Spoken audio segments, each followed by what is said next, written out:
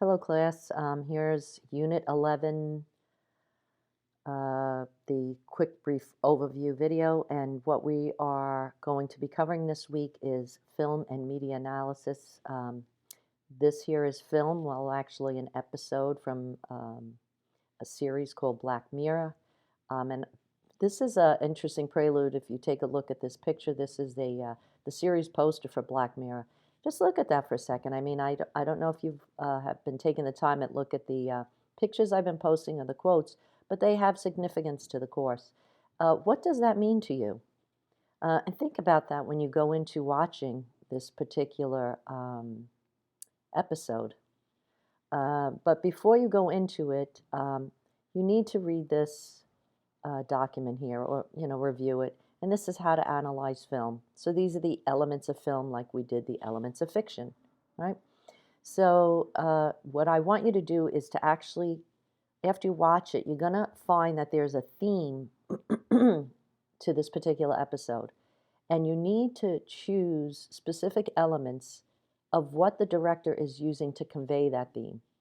Right? So, like, say, for example, he is going to use a specific soundtrack or an angle shot to convey a theme. Like, say, for instance, if it was something on Edgar Allan Poe, it's scary.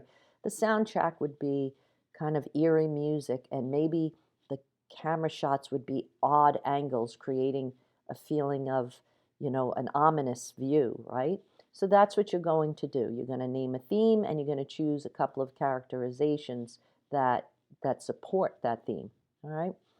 And some of the messages are implicit or explicit, right? This is multisensory. You're not just reading information, you're visually watching it. So it's kind of touching in on all of your senses, right? So that is what you need to do for your ACE assignment, right? Then we will get into the discussion afterwards because I want to click in on there. There's an extra credit in there that you can take advantage of, and you'll be reading this particular article, right? But I do want to show you how I've made changes, see, not required, not required. These are videos for your convenience, but they're also in the useful links and docs tab, right? And this is a sample that a student did. I post lots of all of these things are student samples you see. Um, uh, Videos on a video example of how to do your final project. Now, you do not have to follow the student's format, but this student scored 100, did very well. If you follow this guideline, you will do extremely well. You'll see the words are very limited. They're just bullet points because students sometimes fill the PowerPoint page with nothing but the same thing they're reading. And I call that death by PowerPoint. I've sat at conferences like that. There's just bullet points to really go across the central theme of what the person will be speaking about.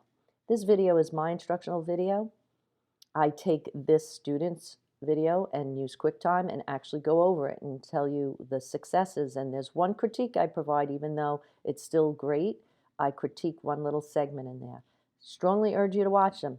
You don't, it's up to you. You can look at the rubric and see, as long as you cover what's in the rubric, you'll do well.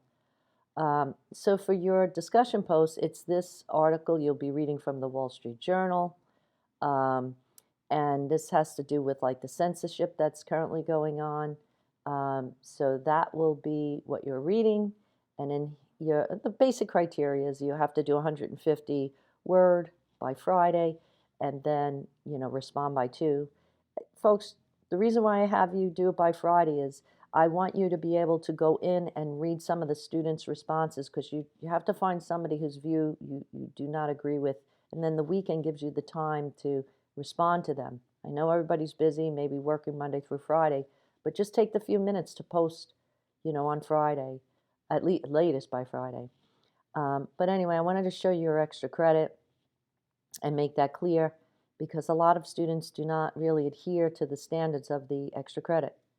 If you want to go above and beyond just your regular response post, a thoughtful, insightful response, to challenge a student's response, you need a 3-paragraph essay with a valid and credible source, which I'm going to go over in a second, properly in-text cited and referenced, and your grammar has to be great. I mean, save one or two errors. I'm not really that critical. This is not an English class.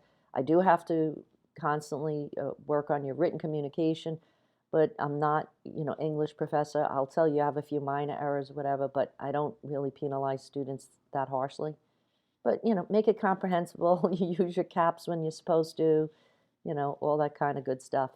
But I have to say something here. Valid and credible sources doesn't mean it just comes from, say, the Wall Street Journal or the New York Times, and it's what, say, a congressman said or whatever. That's their opinion. Unless it has to do with certain segments of the law, if a senator or congressman say something and they're actually quoting a segment of the law, you know, uh, you could even go in and find that law and find it from a specific site that makes it valid and credible. We went over this previously, and I see quite a bit of this. One person's opinion does not provide validity. All right, so be mindful of valid and credible sources, because you will not receive full credit if you engage in just pulling somebody's opinion. All right, but that's essentially it. I hope again you find these helpful. I only had feedback from one student saying they were. Please let me know. And if you think I can elaborate on something a little further, I'm trying to keep them short, as short as possible. I took the liberty going a little bit longer today, but please keep me posted, folks. I'm trying my best to make this class amiable for you, because I know we were thrust into this unique situation. Okay, see you guys next week.